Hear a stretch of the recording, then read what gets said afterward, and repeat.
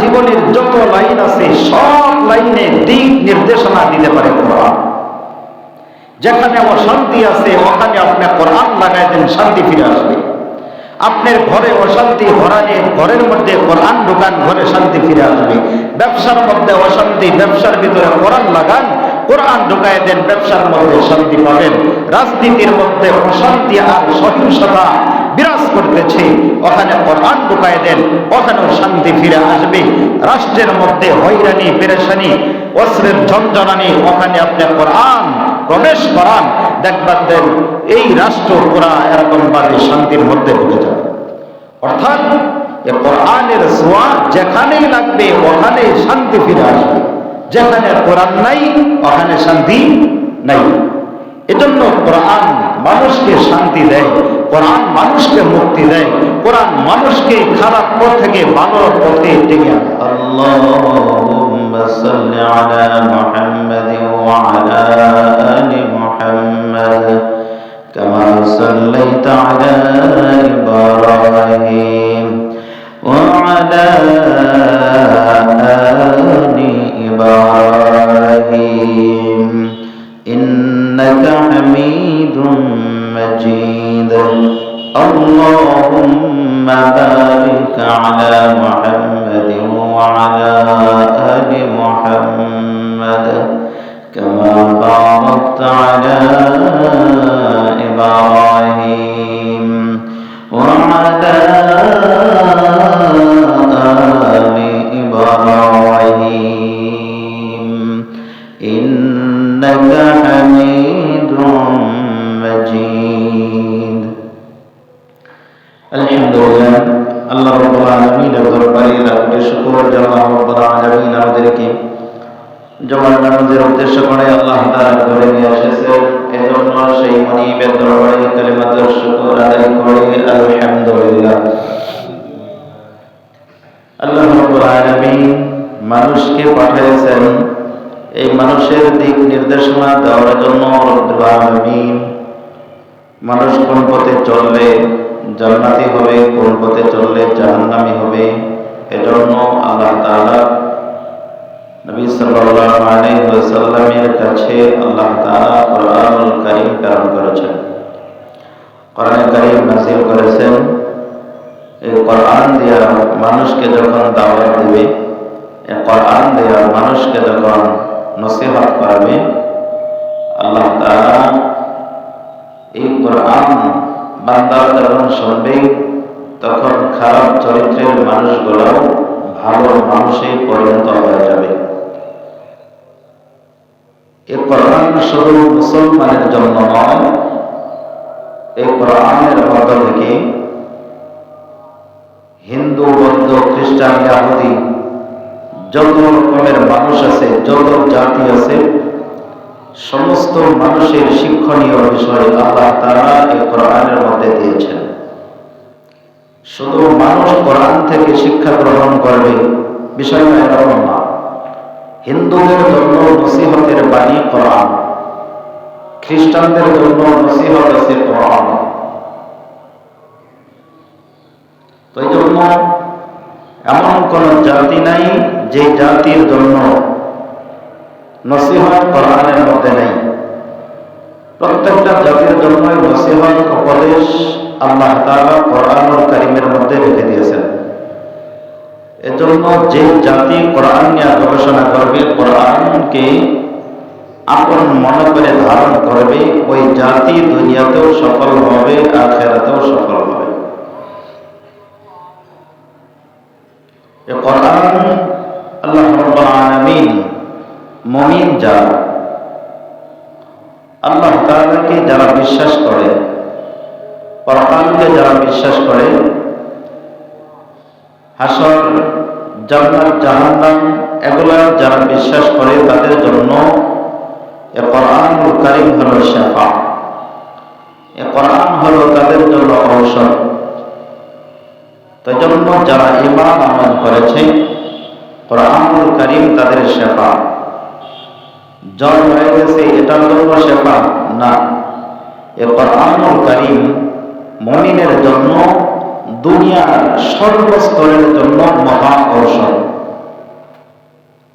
পৃথিবীতে যত জায়গা আছে, একজন মানুষের জীবন পরিচালনা করতে গিয়ে তার পারিবারিক, সামাজিক, রাষ্ট্রীয় যত জায়গা আছে, যত জীবন আছে, সব জায়গার ভিতরে এই কোরআন কেহ যদি ধরে, কোরআন যদি মানে, তাহলে তার সব জায়গার মধ্যে এই কোরআন ঔষধ হিসেবে কাজ করবে। এজন্য সঙ্গীতের মধ্যে বলেছিল, সমাধান যাও যদি জীবনে মরণে, ঘুরে যাও ফিরে যাও চক্রাক্ষ কোরআনে। এজন্য মানুষ যদি নিজেদের চেহারাকে ভিন্ন দিক থেকে ঘোরায়া দ্বীনের দিকে, ইসলামের দিকে চিন্তা চেতনা ঘোরায়া কোরআনের দিকে বান্দা যদি ধাবিত যদি হইতে পারে, এই দুনিয়া আর সেই দুনিয়া মুক্তি পাবে তুমি দোজাহানে। যে সঙ্গীতটা বড় সুন্দর মরহুম মাওলানা আইনুদ্দিন আল আজাদ রহমতুল্লাহ আলাইহি তিনি গিয়েছিলেন। তো এই জন্য এটার মধ্যেও নসিহা। কোরআন কারীমের মধ্যে আল্লাহ রাব্বুল আলামিন বললেন, وَنُنَزِّلُ مِنَ الْقُرْآنِ مَا هُوَ شِفَاءٌ وَرَحْمَةٌ لِلْمُؤْمِنِينَ। এই কোরআন হলো মুমিনের জন্য শিফা, ঔষধ। যারা কোরআনকে মেনে নিবে তাদের জন্য কোরআন হলো শিফা, আরোগ্য। আপনার জীবনের যত লাইন আছে, সব লাইনে দিক নির্দেশনা দিতে পারে কোরআন। যেখানে অশান্তি আছে, ওখানে আপনি কোরআন লাগাই দেন, শান্তি ফিরে আসবে। আপনার ঘরে অশান্তি, ঘরের মধ্যে কোরআন ঢোকান, ঘরে শান্তি ফিরে আসবে। ব্যবসার মধ্যে অশান্তি, ব্যবসার ভিতরে কোরআন লাগান, কোরআন ঢুকায় দেন, ব্যবসার মধ্যে শান্তি পাবেন। রাজনীতির মধ্যে অশান্তি আর সহিংসতা বিরাজ করতেছে, ওখানে কোরআন ঢুকায় দেন, ওখানেও শান্তি ফিরে আসবে। রাষ্ট্রের মধ্যে হয়রানি পেরেশানি, অস্ত্রের ঝঞ্ঝনানি, ওখানে আপনি কোরআন প্রবেশ করান, দেখবেন দেন এই রাষ্ট্র পুরা এরকম ভাবে শান্তির মধ্যে ঢুকে যাবে। অর্থাৎ এই কোরআনের ছোঁয়া যেখানেই লাগবে ওখানে শান্তি ফিরে আসবে। যেখানে কোরআন নাই ওখানে শান্তি নাই। এজন্য কোরআন মানুষকে শান্তি দেয়, কোরআন মানুষকে মুক্তি দেয়, কোরআন মানুষকে খারাপ পথ থেকে ভালো পথে টেনে আনে। তো এই জন্য আমরা তো কোরআন ছেড়ে দিয়েছি। আজ থেকে 20 বছর আগের দিকে যদি তাকান, অথবা 15 বছর আগের দিকেও যদি পিছনের ইতিহাসের দিকে যদি তাকান, প্রতিদিন সকালবেলা বিভিন্ন ঘরের দরজা থেকে জানালার ফাঁক দিয়া কোরআনুল কারীমের আওয়াজ ভেসে আসতো। আগের মা, চাচিরা, দাদারা, বাবাগুলা প্রতিদিন সকালবেলা ফজরের নামাজের পরে কোরআন কারীম নিয়ে ঘরের কোণার ভিতরে দরজার কাছে বসে, জানালার কাছে বসে গুনগুন গুনগুন করে কোরআনের তেলাওয়াত মা, চাচিরা, খালা তারা করত। রাস্তা দিয়ে হাঁটা চলা করলে বোঝা যাইত এই বাড়িতে আজকে কোরআনের তেলাওয়াত হইতেছে। এমনকি অনেক মানুষ এই কথাটাও নিজেই সাক্ষী দিতে পারত। প্রতিদিন এই রাস্তা দিয়ে যখন আমি চলাফেরা করি, এই ঘর থেকে প্রতিদিন আমি কোরআনের আওয়াজ শুনতে পাই। যে ঘর থেকে প্রতিদিন কোরআনে কারীমের আওয়াজ বের হবে রে বান্দা, ওই ঘরের ভিতরে শয়তান প্রবেশ করবে না, শয়তান প্রবেশ করবে না। ওই ঘরের ভিতরে বরকতময় ফেরেশতা প্রবেশ করবে, ওই ঘরের ভিতরে আল্লাহ পাকের রহমত আসবে, ওই ঘরের ভিতরে আল্লাহ তাআলা শান্তি ফিরায়া দিবে। আর এটা তো আগে সব সময় বিভিন্ন ঘর থেকে কোরআনে কারীমের আওয়াজ আসতো। যতই দিন যাইতেছে কোরআনের আওয়াজ বন্ধ হইতেছে। মোবাইলে আওয়াজ পাওয়া যায়, টিভিতে আওয়াজ পাওয়া যায়, কিন্তু প্রতিটা ঘর থেকে কোরআনের আওয়াজ, প্রতিদিন কোরআনে কারীম প্রতিটা ঘরের ভিতরে, মুসলমানের ঘর থেকে এখন কিন্তু কোরআনের আওয়াজ আর বের হয় না। যেখানে আল্লাহ তাআলা শান্তি রেখে দিয়েছে ওখানে শান্তি আমরা খুঁজি না, যেখানে শান্তি নাই ওখানে গিয়ে শান্তির চিন্তা করি। প্রতিদিন কোরআনে কারীমে ও মুসলমান, গাজীপুরের ভিতরে সবচাইতে যিনি ধনী ব্যক্তি, অথবা বাংলাদেশের ভিতরে যিনি সবচাইতে ধনী ব্যক্তি, আপনাদের গাজীপুরে অনেক হাজার হাজার কোটি কোটি টাকার মালিক আছে, কিন্তু প্রতিদিন একটা করে ওর আল্লাহ তাআলার রাহে সদকা করবে এমন কোন লোকের সন্ধান পাবেন না। হাজার হাজার কোটি টাকার মালিক আছে, কিন্তু প্রতিদিন একটা উট আল্লাহ তাআলার রাহে কোরবান করবে, আল্লাহ তাআলার রাহে সদকা করে দিবে, এমন মানুষ কিন্তু গাজীপুরে পাওয়া যাবে না। ও মুসলমান, শুধু গাজীপুরের মধ্যে নয়, পুরা দেশের মধ্যেও আপনি যদি তার বাহিকতায় যদি খবর নেন, এমন কোন মানুষকে পাওয়া যাবে না। অথচ পয়গম্বর সাল্লাল্লাহু আলাইহি ওয়াসাল্লাম বলেন, যদি কোন বান্দা সকালবেলা ফজরে নামাজের পরে কোরআনুল কারীম থেকে একটি আয়াত যদি পড়ে গো, আল্লাহ তাআলা তার আমলনামার ভিতরে একটা উট সদকা করার সওয়াব দান করবে। সুবহানাল্লাহ। দুইটা আয়াত যদি তেলাওয়াত করে দুইটা উট কুরবানি দেওয়ার সওয়াব পাবে। তিনটা আয়াত যদি পড়ে তিনটা উট কুরবানি দেওয়ার সওয়াব পাবে। চারটা আয়াত যদি শিক্ষা গ্রহণ করে, চারটা আয়াত যদি পড়ে, চারটা উট আল্লাহ তাআলার রাহে সদকা করলে যে সওয়াব হবে, সেই সওয়াব আল্লাহ তাআলা ওই বান্দা বান্দির আমলনামার ভিতরে দিবে। সুবহানাল্লাহ। এমন কোন ব্যক্তি আছে গাজীপুরের মধ্যে 1 মিনিটের ভিতরে 4টা উট এরকম ভাবে আল্লাহ তাআলার রাহে সদকা করবে? এমন বেটাকে পাওয়া যাবে না। লক্ষ লক্ষ টাকা খরচ করে জনগণের কল্যাণের জন্য এটা পারবে, কিন্তু কোরআনে কারীমের আয়াত তেলাওয়াত করার সুযোগ হয় না, এই পরিমাণ সদকা করতে পারে না। অথচ আল্লাহ তাআলার পয়গম্বর নবী সাল্লাল্লাহু আলাইহি ওয়াসাল্লাম বলেন, যেই বান্দা একটি আয়াত পড়বে একটি উট কুরবানি দেওয়ার সওয়াব পাবে, দুইটি আয়াত পড়বে দুইটি উট কুরবানি, তিনটা আয়াত তিনটা উট কুরবানি, চারটা উট পড়বে চারটা আয়াত পড়বে, আল্লাহ তাআলা তার আমলনামার ভিতরে 4টা উট সদকা করার সওয়াব দান করবে। সুবহানাল্লাহ। আমলটা সহজ না কঠিন? সহজ না? আল্লাহ যদি বলতো এটা দান করবে এমন সওয়াব পাইবা, এটা তো কঠিন, কিন্তু আপনি 1 মিনিট লাগবে মাত্র আপনি 4টি আয়াত পড়তে। 4টা কোরআনে কারীমের আয়াত তেলাওয়াত করেছেন, আল্লাহ তাআলা 4টা উট কুরবানি দেওয়ার সওয়াব আমলনামার ভিতরে দিবে। বান্দারে আল্লাহ তাআলা সওয়াব কোথায় রেখেছে, কিভাবে, আর আমরা কিভাবে সওয়াব ভিন্ন দিকে খুঁজতে থাকি? এজন্য বান্দারে বলতেছিলাম, প্রতিদিন আগে ঘর থেকে মা চাচিদের কোরআনের আওয়াজ ভেসে আসতো, জানালা দিয়া বাড়ি থেকে কোরআনে কারীমের আওয়াজ যতদিন পাইতাম ওই দিনগুলাই ভালো ছিল।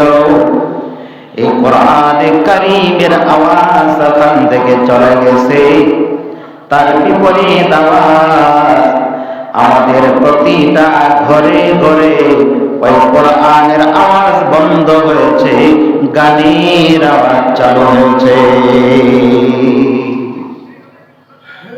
প্রতিটা ঘর থেকে এরকম গানের আওয়াজ শোনা যায়, কিন্তু আগে কোরআনুল কারীমের আওয়াজ শোনা যাইত। যতদিন পর্যন্ত কোরআনে কারীমের আওয়াজ শোনা গেছে ওই মানুষগুলোর উপর যতটুকু মানুষের ভক্তি ছিল, সম্মান ছিল, ওই মানুষগুলো চলে গেছে। ওই ভক্তি শ্রদ্ধা কিন্তু দ্বিতীয় মানুষের উপর এখন নাই। কারণ ওই বান্দা বান্দীগুলোর মালিকের সাথে সম্পর্ক ছিল। মালিকে যে কোরআন কারীম নাযিল করেছে, এই কোরআনের সাথে সম্পর্ক ছিল। এই কোরআনকে মানার কারণে ওই বান্দা বান্দীদের মাকাম মহান আল্লাহ রাব্বুল আলামিন বৃদ্ধি করে দিয়েছে। এজন্য যেই বান্দা কোরআন থেকে যত দূরে থাকবে তার সম্মান তত দূরে থাকবে। যেই বান্দা কোরআনের কাছে নিজেকে যতটুকু বিলীন করে দিতে পারবে, ওই বান্দার ইজ্জত আল্লাহ তাআলার কাছে তত বেশি বাড়বে। ক্ষমতায় যাবেন, রাষ্ট্র পরিচালনা করবেন, জনগণের টাকা মেরে খাবেন, বিভিন্ন কলকারখানা দখল করবেন, ভিন্ন নিয়তে এগুলা করাতেছেন। এটা তো ক্ষণিকের জন্য, মুহূর্তের ভিতরে আপনি কে ফুলের মালা, আবার মুহূর্তের ভিতরে জুতার মালা দিবি। এটা দুনিয়ার সম্মান। রাজনৈতিক ভাবে যে ইজ্জত আপনি জোর করে নেন, এটা মুহূর্তের ভিতরে মানুষ আবার ছিনিয়ে নেয়। ও বান্দা, আর যে সম্মান কোরআনের উপর আমল করার কারণে বান্দা তোমাকে আল্লাহ তাআলা দিবে, ওই সম্মান কোন সময় কমবে না, কোনদিন কমবে না। যতই দিন যাবে রে, তত ওই আল্লাহর বান্দা বান্দের সম্মান শুধু বাড়তেই থাকবে, বাড়তেই থাকবে। এজন্য একজন মাদ্রাসার শাইখুল হাদিস, একজন মুফতি মুফাসসির, এরা যখন যুবক ছিল তাদের মর্যাদা যতটুকু ছিল না, এই বান্দা গোনায় যখন মুরব্বী হয়েছে, বৃদ্ধ হয়েছে, তাদের ইজ্জত কি পরিমাণ বেড়ে গেছে, তাদের সম্মান অনেক অনেক গুণ উপরে উঠায় গেছে। মানুষ তাদের কাছে সাক্ষাৎ করবে, এটা ইবাদত মনে করে। মানুষ তাদের জন্য পাগল পায়। এজন্য কোরআন কারীমের সাথে সম্পর্ক রাখতে হবে, এই কোরআনকে ধারণ করতে হবে। এই জগতেও শান্তি আসবে, পরজগতেও শান্তি আসবে। ও মুসলমান, এই কোরআনুল কারীম যাকে শাফাআত করবে, যার পক্ষে কথা বলবে, তাকে ওই সুপারিশ, ওই কথা আল্লাহ তাআলা গ্রহণ করবে। আর কোরআন যার বিপক্ষে কথা বলবে, সেটাও আল্লাহ তাআলা কবুল করে নেবে। এজন্য এমন জীবন গড়াইতে হবে, কোরআন যেন আমার বিপক্ষে কথা না বলে, কোরআন যেন আমার পক্ষে কথা বলে, এমন জীবনকে নিজেদেরকে গঠন করতে হবে। এই কোরআনুল কারীম আল্লাহ তাআলা নাযিল করেছেন। এই কোরআনকে বিভিন্ন মানুষ বিভিন্ন সময় এটাকে বাতিল করার জন্য অনেক চেষ্টা করেছে, এটাকে নষ্ট করে দেওয়ার জন্য বিভিন্ন চিন্তা চেতনা করেছে, কিন্তু আজ পর্যন্ত কেউই পারে নাই, পারবেও না। বরং আল্লাহ রাব্বুল আলামিন কোরআনুল কারীম যখন নাযিল করেন, নাযিল করার পরে আল্লাহ তাআলা বলে দিয়েছেন, ইন্না নাহনু নাযালনা যিকরা ওয়া ইন্না লাহু লাহাফিজুন। যেখানে আল্লাহ রাব্বুল আলামিন কোরআনের হেফাজতের জিম্মাদারি আল্লাহ তাআলা নিয়েছেন, দুনিয়ার সমস্ত মানুষ যদি চেষ্টা করে কোরআনকে ধ্বংস করতে পারবে না। যদি কোনো মানুষকে আল্লাহ তাআলা হেফাজত করতে চায়, ওই বান্দাকে কেউই মারতে পারবে না। আর আল্লাহ তাআলা যাকে ধ্বংস করতে চাবে গো, তাকে কেউ হেফাজত করতে পারবে না। এজন্য কোরআনে কারীমের হেফাজতের জিম্মাদারি কোন মানুষের হাতে আল্লাহ তাআলা দেয় নাই, বরং আল্লাহ তাআলা নিজ হাতে এটা হেফাজতের জিম্মাদারি আল্লাহ তাআলা নিয়েছেন। এই আয়াতের মধ্যে আছে ইন্না নাহনু নাযালনা যিকরা ওয়া ইন্না লাহু লাহাফিজুন। আল্লাহ তাআলা বলে কোরআন আমি নিজের পক্ষ থেকে পাঠাইলাম, এটা হেফাজতের জিম্মাদারি আমি আল্লাহ তাআলা নিজ হাতে নিয়ে নিলাম। আল্লাহ তাআলা হেফাজতের জিম্মাদারিটা নিয়েছে। এজন্য বলেন মুসলমান ভাই, ইমাম কুরতুবী রাহমাতুল্লাহি আলাইহি তিনি একটা ঘটনা লিখেছেন। ইমাম কুরতুবী রাহমাতুল্লাহি আলাইহি খলিফা মামুন রশিদের দরবারে একটি ঘটনা লিখেছেন। মামুন রশিদের দরবারে মাঝে মাঝে একটা মাহফিল হইতো, অনুষ্ঠান হইতো। ওই মাহফিলের ভিতরে বিভিন্ন দেশ থেকে জ্ঞানী ব্যক্তিরা ওখানে উপস্থিত হইতো। ওই জ্ঞানী মানুষগুলা উপস্থিত হওয়ার পরে ওখানে বিভিন্ন ধর্মের বিষয় নিয়ে গবেষণা করা হইতো। যেগুলা বাতিল হয়ে যাবে, যেগুলোর ভিতরে গলত হয়ে যাবে, ওগুলোকে বাদ দিত। ভুল থাকলে সংশোধনের মধ্যে তারা নিয়ে আসত। এইভাবে মামুন রশিদের দরবারে মাঝে মাঝে অনুষ্ঠান অনুষ্ঠিত হয়। ঠিক ওরকম ভাবে মামুন রশিদের দরবারে এইভাবে চলতে থাকে। ঠিক ওরকম কোন এক মাহফিলের মধ্যে কোন এক সভার ভিতরে খ্রিস্টানদের ইহুদিদের এক পণ্ডিত, ইহুদিদের ধর্মের ভিতরে সবচেয়ে যিনি বেশি জ্ঞানী আছে এমন এক ব্যক্তি মামুন রশিদের দরবারে ওই মাহফিলের মধ্যে উপস্থিত হয়ে গেল। আবার বিভিন্ন মানুষ বিভিন্ন ধর্মের বিষয় নিয়ে চিন্তা চেতনা গবেষণা করতে শুরু করলো। বিভিন্ন ভাবে দিক নির্দেশনা দিতেছে মামুন রশিদ।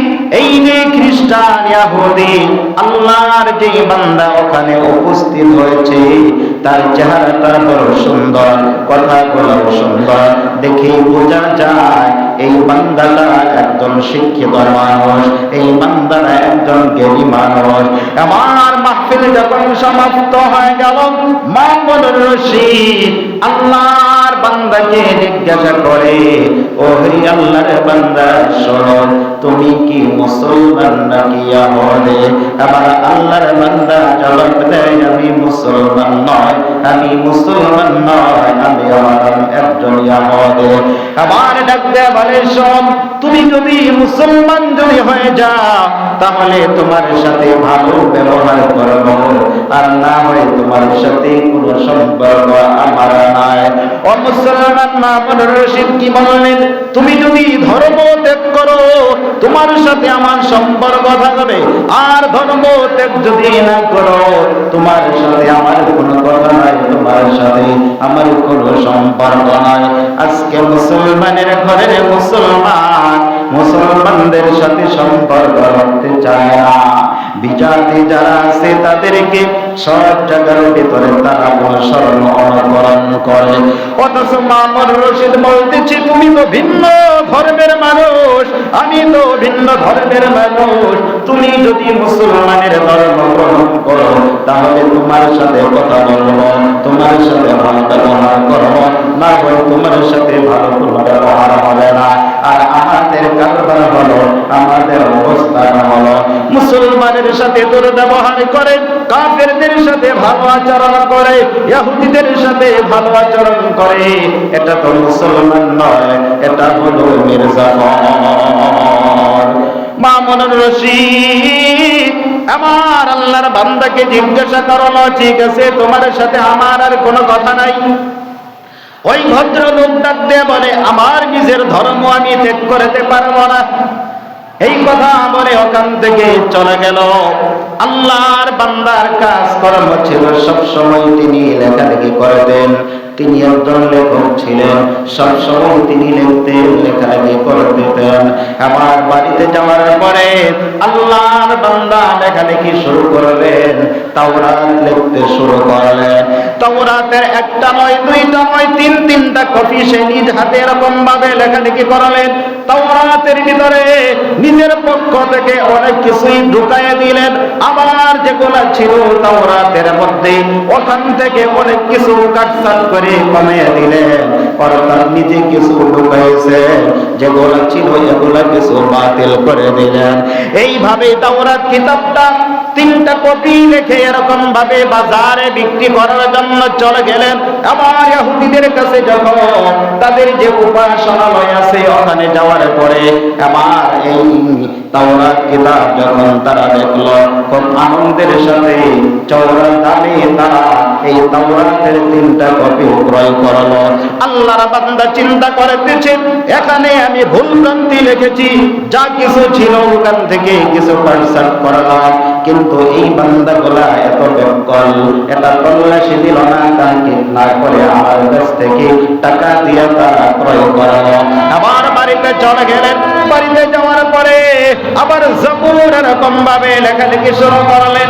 জাবুরের যে কিতাব আছে ওই জাবুরটাও 3টা কপি এরকম ভাবে আল্লাহর বান্দা লিখলেন। 3টা কপি লেখার পরে ওই যে খ্রিস্টান আছে খ্রিস্টানদের কাছে চলে গেলেন, খ্রিস্টানদের উপাসনালয়ে চলে গেলেন।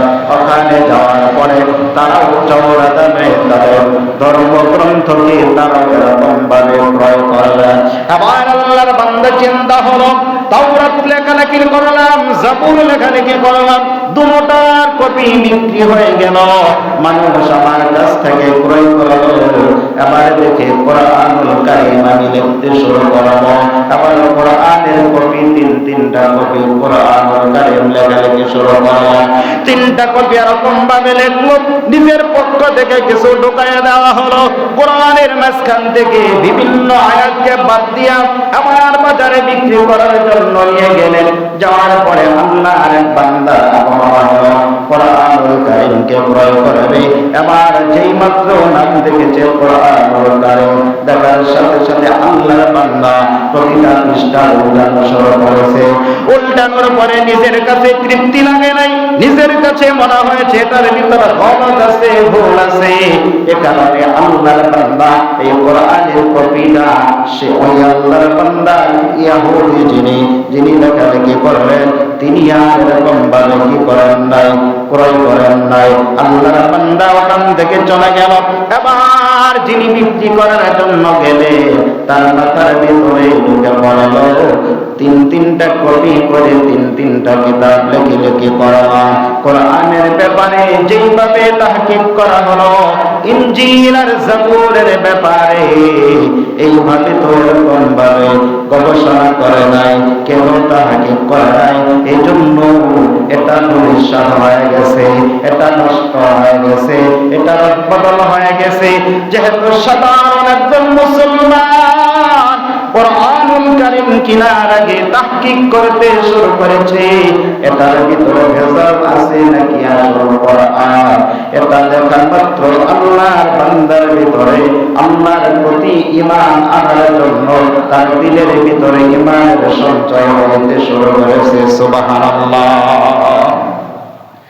আল্লাহর বান্দা চিন্তা করেছে ইনজিল আর জাবুর এই 2টা বিক্রি করে দিলাম, এটার ভিতরে কোনো তাহকিক ছিল না, কোনো কিছুই ছিল না, নিজের পক্ষ থেকে আমি লেখালেখি করালাম।